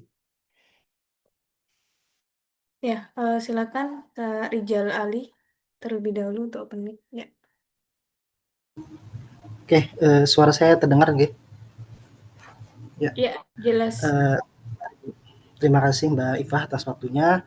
Terima kasih Pak Muzi atas pemaparan materinya tadi. Pertanyaan saya sebenarnya lanjutan dari pertanyaan sebelumnya mengenai tafsir sebagai sebuah genre yang berbeda dengan genre fatwa gitu ya, yang lebih cair dan lebih fleksibel dan tidak terikat gitu ya. Yang ingin saya tanyakan adalah pertanyaan fundamentalnya seperti ini sebenarnya. Kenapa harus ada tafsir? Kenapa Abu Su'ud itu menuliskan tafsirnya, sedangkan beliau juga sudah mengeluarkan fatwa yang sesuai dengan kebutuhan ya, dalam tanda kutip kebutuhan pemerintahan pada saat itu, Ottoman Empire gitu ya. Dan sebenarnya sebagian jawaban dari pertanyaan saya ini kan sudah dijawab tadi oleh Pak Mugzi dari berbagai pertanyaan dan pemaparan tadi, bahwa tafsir itu sebagai difungsikan untuk melekatkan moral value, terus sebagai gambaran ideologi dari si mufasir misalnya. Terus dalam konteks Abu Su'ud tadi Pak Mugzi bilang bahwa tafsir itu merupakan terjemahan dalam bentuk tertulis dari kebijakan Ottoman Empire gitu ya. Nah, namun saya ingin memastikan ya, apakah memang ada hubungan secara langsung antara tafsir dengan karya-karya Abu Su'ud yang berhubungan dengan fatwa atau lainnya gitu. Dalam artian seperti ini, apakah tafsir itu difungsikan sebagai legitimasi, dalam tanda kutip ya, bahasa kasarnya gitu ya, legitimasi dari fatwa-fatwanya Abu Su'ud, dalam artian fatwa dulu baru tafsir belakangan gitu ya, atau sebaliknya, tafsir dulu kemudian karya-karya lainnya itu merupakan turunan dari tafsir gitu ya. Jadi penjabaran lebih spesifik dari ideologi yang digambarkan oleh Abu Su'ud di dalam tafsirnya. Sebab mungkin di dalam kasus Abu Su'ud, hal seperti ini mungkin bisa terbaca dengan jelas karena Abu Su'ud itu bisa dibilang orang pemerintahan gitu ya. Jadi bisa dibilang bahwa karya tafsirnya misalnya dianggap sebagai bentuk ideologi, gambaran citra ideologi dari Abu Su'ud. Tapi tokoh-tokoh lain yang misal mempunyai banyak karya, tidak hanya tafsir dan tidak dikenal luas sebagai seorang mufasir, semisal kayak Syekh Nawawi misalnya, beliau kan seorang ahli fikih ya, ahli hukum gitu ya, banyak karya-karyanya berhubungan dengan hukum misalnya atau tasawuf gitu. Tapi di sisi lain juga beliau itu mempunyai tafsir Marah Labid, yang mana jadi pertanyaan bagi saya gitu ya, dan dalam konteks Abu Su'ud dia begitu. Apakah tafsir itu difungsikan sebagai puncak karya dari pemikiran-pemikiran satu tokoh, atau justru sebaliknya, tafsir itu titik awal dan kemudian karya-karya lainnya itu turunan dari citra yang ditampilkan di dalam tafsir itu. Nah, mungkin itu Pak yang ingin saya tanyakan. Semoga bisa ditangkap nggih, Pak. Terima kasih. Terima kasih Kak Rizal Ali. Silakan Bapak. Intinya yang tadi di belakang. Jadi tafsir itu turunan atau sebaliknya. Atau menurunkan. Jadi tafsir itu hasil konstruksi atau mengonstruksi. Mungkin seperti itu Pak. Jadi untuk ya menarik sama dengan Marah Labid misalnya ya. Abu Su'ud ini kalau kita baca di mukodimahnya, ini sekali lagi saya ingin encourage ya, menekankan bahwa dan mendorong teman-teman ketika kita membaca tafsir itu jangan lupa paling pertama itu baca mukodimahnya dulu. Mau tafsirnya apa, tafsir Ibnu Katsir, Tobari, Razi, sebelum baca tafsirnya baca mukodimahnya, karena itu adalah biasanya banyak pesan-pesan yang sangat penting yang ada di mukodimah. Abu Su'ud itu curhat di mukodimahnya itu. Dia itu sebenarnya pingin banget nulis tafsir itu sejak lama. Tetapi karena kesibukan dia sebagai apa tuh pejabat, akhirnya nggak sampai-sampaian. Baru nyampe ketika dia diangkat Syekhul Islam. Syekhul Islamnya pun 2 tahun setelah menjadi Syekhul Islam. Nah, sebelum menjadi Syekhul Islam,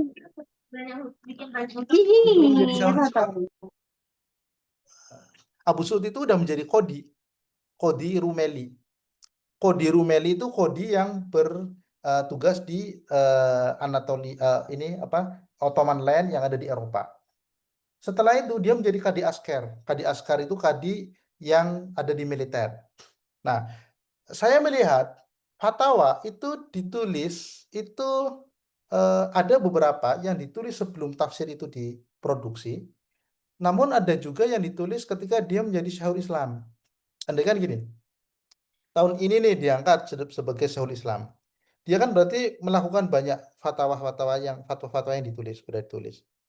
2 tahun setelahnya dia baru nulis tuh ininya apa tuh tafsirnya. Sementara dia menjabat sebagai Syekhul Islam itu 20 tahunan lebih. Artinya ya antara 20 atau 19 tahun sekurang. Artinya apa? Ada yang waktu yang berbarengan, namun ada juga yang ditulis fatwanya dulu. Adapun kenapa dia menulis itu tafsir? Ini menarik.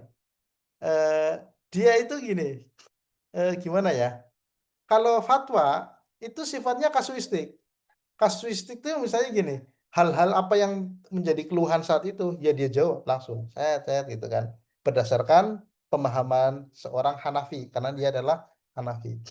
Nah, adapun ini ya, apa tuh tafsir itu dia tulis itu sebagai karya yang mana lebih bicara aspek lughawnya sebenarnya.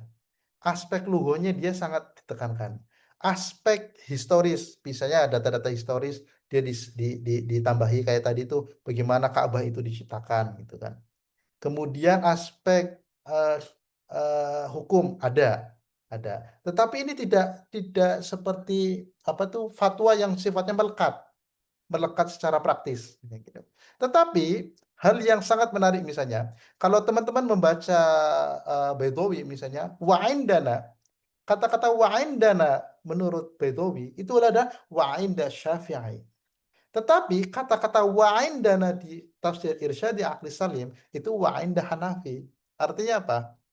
Sekali lagi, meskipun Abu Suud ini seorang Hanafi dan dia membaca berulang kali mutolaah tafsirnya Baidawi yang mana Baidawi itu adalah Syafi'i, dia tetap mengedepankan wa'indana wa'inda Hanafi. Itu dia gitu. Nah, itu saya melihat, oh oke. Artinya seorang penulis itu mau nggak mau ya akan mengatakan menurut pandangan saya. Nah, pandangan saya ini siapa misalnya kan? Yang pandangan saya misalnya, pandangan saya yang kuliah di Jogja, pandangan saya yang kuliah di Jakarta, pandangan saya kuliah di Al-Azhar misalnya, itu akan berbeda. Nah, konteks-konteks seperti itu yang kadang menarik dan untuk dikaji lebih dalam. Ya, Pak Supriyadi. Ya, silakan Pak Supriyadi. Terima kasih tadi atas jawabannya, Bapak Muzi.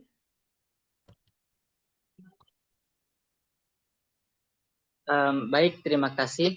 Sebelumnya saya ucapkan terima kasih banyak kepada Ustadz yang sudah menjelaskan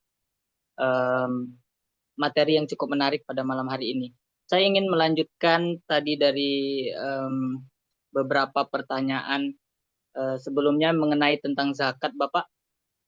Tadi dijelaskan bahwa pada masa itu bahkan dituliskan dalam tafsir itu kan zakat itu sudah pajak itu sudah diartikan sebagai zakat begitu. Nah, sementara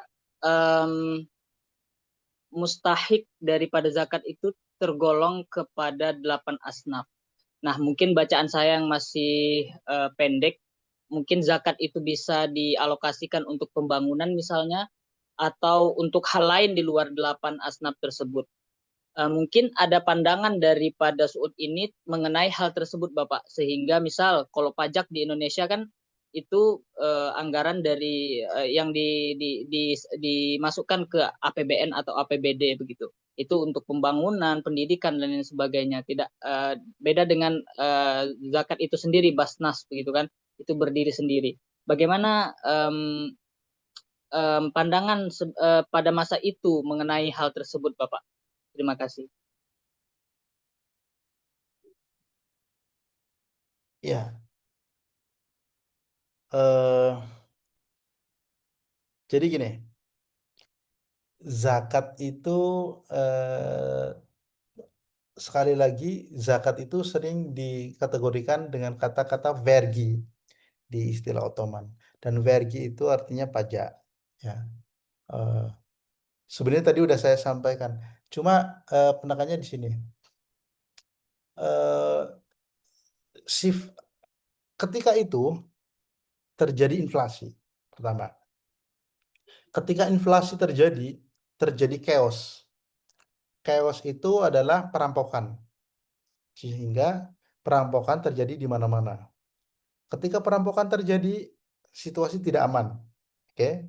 Sementara ada tuntutan di mana negara itu harus bisa membiayai tentaranya untuk melakukan peperangan melawan negara-negara Balkan, negara-negara Romawi Timur, kemudian peperangan menaklukkan Baghdad, peperangan termasuk menaklukkan itu Mesir saat itu Mamluk. Nah, ini yang mendorong negara itu harus punya income. Ketika negara harus punya income, bahasa yang paling mudah adalah menaikkan pajak, ya kan? Menaikkan pajak, tetapi di situ bukan berarti semua lapisan kena pajak. Enggak. Jadi sekali lagi, ada struktur sosial yang melekat di masyarakat Ottoman. Ibaratnya gini, ibaratnya saya itu lebih mengkiaskan kalau dulu di zaman Hindu Buddha itu kan ada namanya kasta Sudra, itu kan paling bawah. Kemudian Brahmana itu kan paling atas misalnya Satria, terus apalagi. Nah, Sudra paling bawah. Nah, orang-orang Sudra itu tidak dikenakan pajak.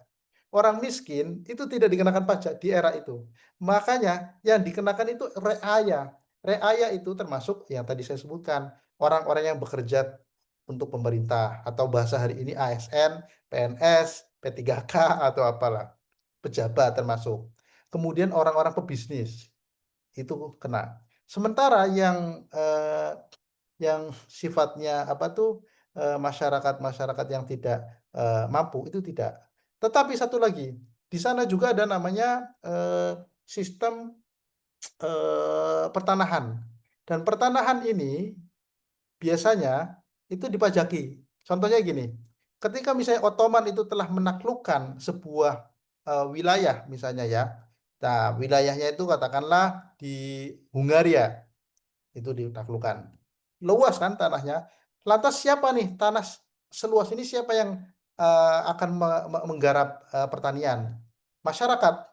Nah, masyarakat itu dikasih lahan dengan akad itu perjanjian. Yaudah, kamu lakukan ini ditanami apa aja, kamu silahkan, tetapi jangan lupa nanti per tahun ada namanya pajak pertanahan. Nah, itu ada. Nah, sekali lagi, itu terjadi sistem sosioekonomik itu cukup rapi saat itu di Ottoman, sehingga penyaluran zakat itu cukup kontekstualis saat itu. Sekali lagi, kenapa kontekstualis? Saya ingin menyatakan kayak tadi, kok bisa military navy itu seorang militer misalnya, seorang korps, sebuah korps militer ketika butuh dana itu bisa diambil dari uang itu, dana itu karena dianggap fisabilillah. Yang kedua, ini tadi Ibnu Sabil. Kenapa Ibnu Sabil itu ditekankan? Karena terjadi migrasi besar-besaran, Pak. Contoh hari ini, saya lebih memudahkan hari ini. Ketika terjadi perang di Suriah, Afghanistan, kerusuhan yang tidak sampai nggak selesai-selesai di Irak misalnya, itu orang Timur Tengah itu pada pingin lari ke negara-negara Eropa. Jembatannya adalah apa? Turki hari ini. Karena Turki itu negara yang ada di antara timur dan barat. Nah, konteks hari ini saja, Turki itu banyak banget imigran. Untuk menanggulangi imigran ini gimana caranya? Ya, mau nggak mau Turki harus punya sokongan dana. Uni Eropa membantu. Nah, andaikan nih terjadi, nauzubillah, peperangan nih Australia misalnya. Australia dekatnya ke Bali misalnya. Orang-orang yang dekat ke Bali harus orang-orang apa bagian Australia yang dekat ke Bali, dia migran ke Bali. Lantas gimana pemerintah Indonesia menyikapi hari itu? Nah, itu kan butuh. Nah, ini Ibnu Sabil menurut mereka. Makanya konsep Ibnu Sabil itu ditekankan di sama yang tadi 8 asnaf ya, 8 asnaf. Kemudian selain itu ini biasanya tuh Abu Suud itu selalu menggunakan ini pelajar. Nah, pelajar yang aslinya orang Baghdad, kemudian dia merantau ke Istanbul, sekalipun di Baghdad dia adalah tuan tanah, maka di situ dia tetap menjadi orang miskin. Nah, dia menarik itu kontekstualisasi Samanitul Asnafnya itu. Oke. Ya, Steph. Ya, Bisa langsung terima kasih. jamin nggak?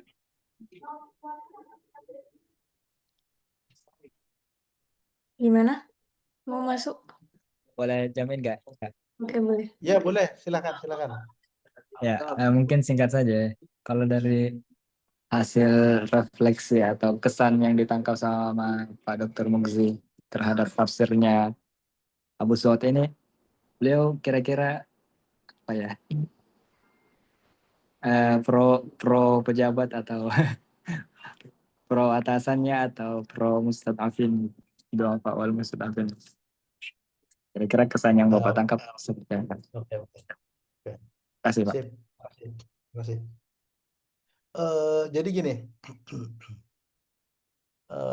kalau kita belajar Islamic law era Ottoman, Islamic law tatanan pertama, pondasi awal itu diletakkan oleh Al-Fatih, itu abad ke-14 ketika dia setelah menaklukkan Konstantinopel, hari ini Istanbul ya. Nah, itu pondasi mulai ada. Disempurnakan itu era Sulaimaniyah Al-Kanuni, dan orang di balik itu adalah Syekhul Islam Abu Su'ud. Nah, contoh ya, ketika terjadi, jadi gini, kalau hari ini di Indonesia, saya ingin bahasakan lebih mudah. Indonesia itu kan makan pokoknya adalah nasi. Sedangkan makanan pokok orang Turki, termasuk zaman Ottoman, itu adalah roti. Oke, gandum, dan roti itu kan terbuat dari gandum. Nah, kejadian ketika dia sebagai Syekhul Islam, dia turun ke pasar, kemudian di pasar induk dia melakukan inspeksi. Lah, kok ini rotinya itu tidak sesuai dengan yang dihargai. Misalnya roti itu sebenarnya setengah kilo, tetapi ketika dibuka gandumnya itu bolong-bolong. Jadi kita membahasakannya itu oplosan. Nah, hari ini itu kan ada namanya beras oplosan ya. Nah, itu dalam konteks Abu Su'ud itu sangat keras. Kata dia, bagaimana mungkin Anda membodohi umat Muhammad dan Anda adalah seorang Muslim? Itu sangat keras, sangat keras. Di penjara langsung orang-orang yang mengoplos roti dalam hari ini, misalnya mengoplos beras dalam konteks keindonesiaan, itu pasarnya sangat berlapis, cukup keras. Nah, dalam konteks ini dia sangat peduli dengan ini rakyat. Tetapi sekali lagi ada namanya kepentingan pemerintah. Contoh, Ottoman itu disebut oleh Colin Imber, sultannya, contoh Sultan Sulaimaniyah. Itu Sultan Sulaiman itu dianggap the shadow of God, bayangan Tuhan. Karena kata tadi kan yang kita baca sama-sama di Muqaddimah, karena Sulaiman Al-Qanuni itu mendapatkan hak dan amanah dari Allah untuk menjadi khalifah fil ard. Nah, di sini ada namanya legitimasi Kesultanan Ottoman sebagai satu-satunya khalifah yang memperjuangkan nilai-nilai Sunni saat itu. Karena apa? Saat itu ada dua besar, itu adalah satunya Safawi, satunya ini Ottoman. Dan Safawi itu kan memperjuangkan nilai-nilai Syiism ya, Syi'i. Dan ini adalah Sunni. Ketika dia menaklukkan merebut Haramain lewat penaklukan Mamluk, dia merasa, wah, saya ini khadimul Haramain. Makanya legal atau lakob Khalifatullah fil ard ke Sultan Ottoman itu mulai dilakupkan itu mulai Sultan Selim, dan Sultan Selim itu adalah bapaknya Sulaiman. Nah, sebelumnya itu tidak ada lakob Khalifatullah fil ard, itu nggak ada. Zaman Osman itu nggak ada, zaman siapa itu yang sebelum-sebelumnya itu nggak ada. Tetapi ketika Selim menaklukkan Mamluk, hadiahnya adalah kunci Haramain, jadi kunci ini Haramain itu langsung. Makanya kalau teman-teman ke masjid itu ya di Makkah, itu kan ada 4 aku lupa berapa menara, dan menaranya itu kan beda-beda. Yang satu khas Ottoman, yang satu khas Mamluk, ya kan? Yang satu khas mana lagi? Itu karena menyimbolkan, dan itu dilakukan sama Sulaiman itu ini. Termasuk gini, ketika saya membaca tafsir terkait dengan Hajj ya, Al-Hajj, Asyhurum Ma'lumat misalnya. itu dibahasakan haji itu sangat penting dan wajib fardhu ain. Tetapi sekarang pertanyaannya, kalian tahu nggak sultan itu haji atau enggak? Enggak. Sultan itu tidak haji. Sultan Sulaiman termasuk itu tidak haji. Tidak haji. Baru tahu kan? Bayangin, seorang khalifah fil ard itu tidak haji. Kenapa? Karena untuk melakukan haji itu perjalanannya nggak seperti hari ini 40 hari, enggak. Itu berbulan-bulan. Ada yang satu mengatakan 9 bulan, ada yang mengatakan lebih dari 1 tahun, dan itu perjalanan panjang. Ketika Istanbul sebagai pusat pemerintahan itu ditinggal, maka terancamlah stabilitas sebuah negara. Nah, stabilitas negara itu ketika terancam, maka akan lebih banyak madorotnya. Madorotnya apa? Madorotnya adalah ketika terjadi coup atau kudeta, maka ribuan nyawa akan melayang. Nah, hal-hal yang seperti ini kan artinya apa tuh? Darul mafasid muqaddamun ala jalbul masalih itu kan. Meninggalkan mafasid itu lebih diutamakan daripada maslahatnya. Nah, itulah kenapa sultan itu tidak haji. Tapi ada satu sultan namanya James Sultan. Tapi itu James Sultan itu bukan raja.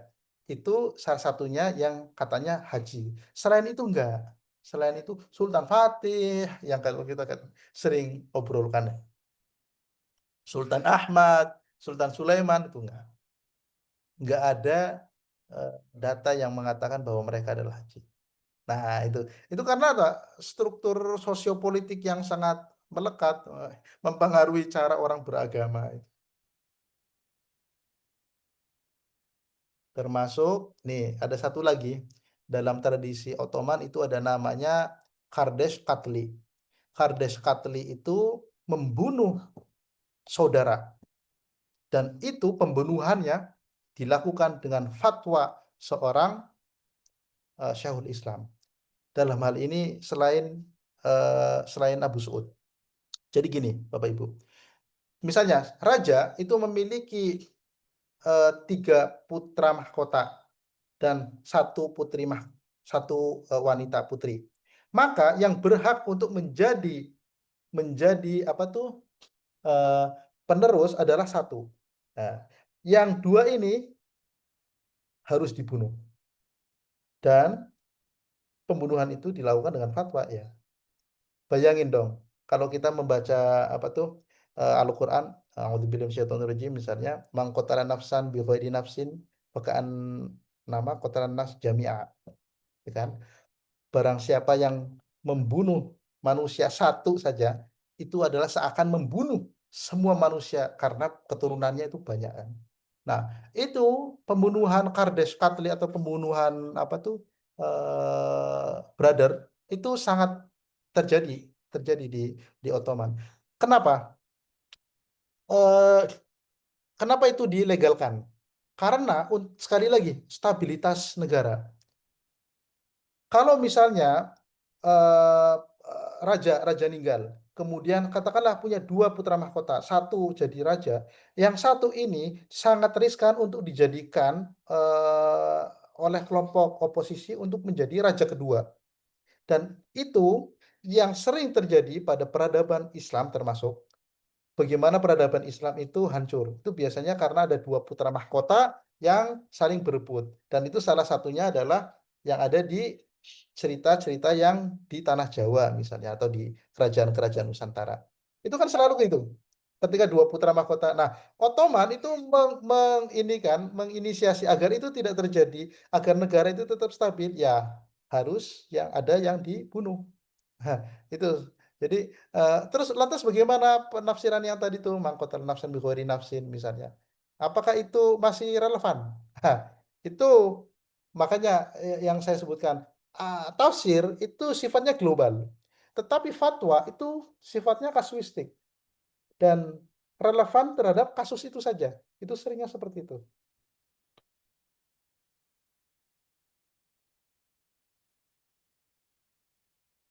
Oke, ada lagi? Silakan. Mungkin seperti itu, Kak Fauzi. Ini ada sedikit catatan dari Kak Miftahul Khairi. Nah, ini dari teman-teman juga sangat tertarik, Pak, untuk membaca ulang PowerPoint-nya jika diizinkan.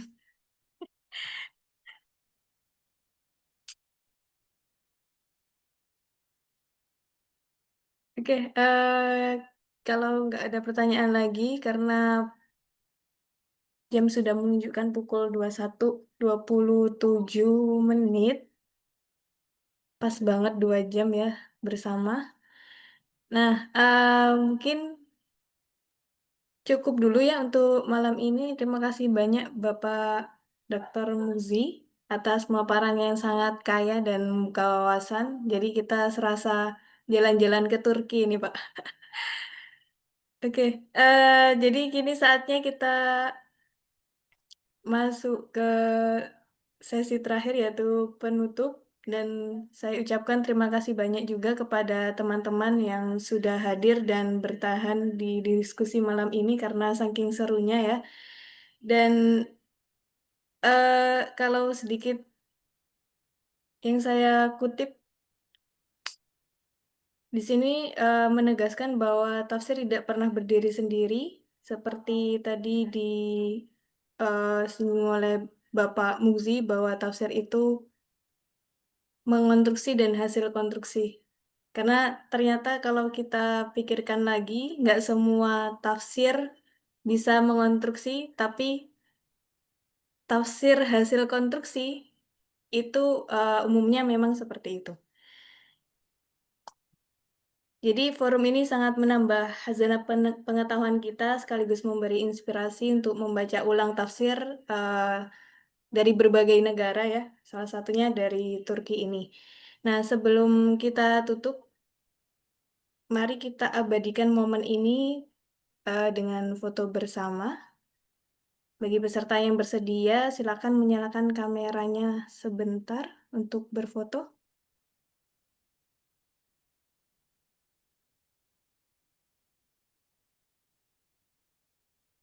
Admin Elbran bisa membantu untuk screenshot.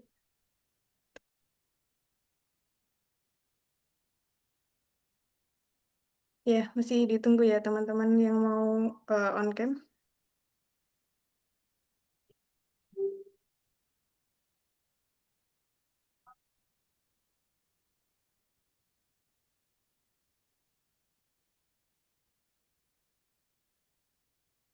Ya, di sini ada 33 orang yang masih bertahan.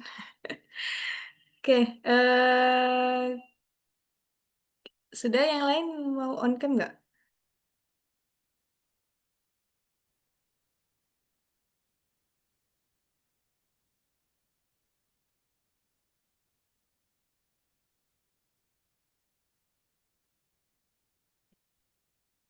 Kalau sudah, admin sudah siap screenshot. Oke, layar pertama dulu. One, two, three.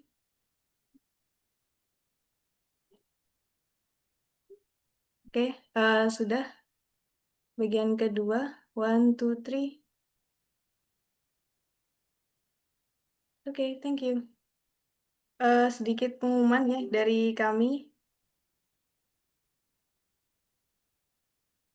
Untuk sesi diskusi setelah ini ada temanya tentang kronologi Wahyu Al-Quran yang akan diisi oleh Dr. Munirul Ikhwan dari UIN Sunan Kalijaga pada tanggal 27 September, jadi akhir bulan.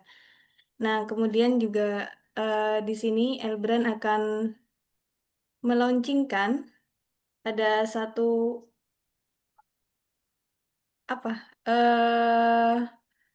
layanan atau mungkin satu sesi terbaru dari Elbrand yaitu Elbrand Think Plus. Nah, nanti teman-teman bisa stay tune ya di laman Elbrand. Karena nanti kita akan ada segmen terbaru ini, Elbrand Think Plus. Nah, oke, mungkin.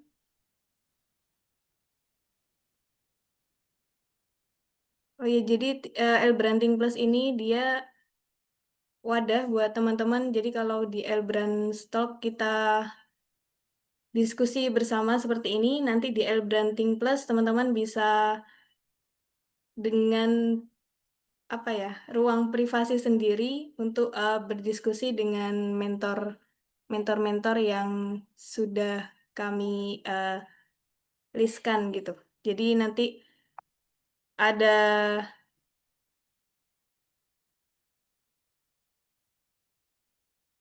ada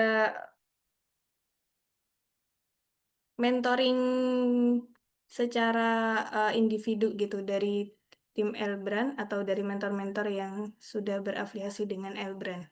Seperti itu. Oke, terima kasih atas waktunya. Dan saya selaku host dari tim L-Brand Stock memohon maaf atas segala kekurangan dalam membantu acara ini. Mari kita akhiri dengan Alhamdulillahirrahmanirrahim. Dan wassalamualaikum warahmatullahi wabarakatuh. Waalaikumsalam warahmatullahi Terima wabarakatuh. kasih Bapak Muzi. Ya, Terima kasih, Pak. makasih. Terima Makasih. kasih Pak Muzi. Izin. Ya.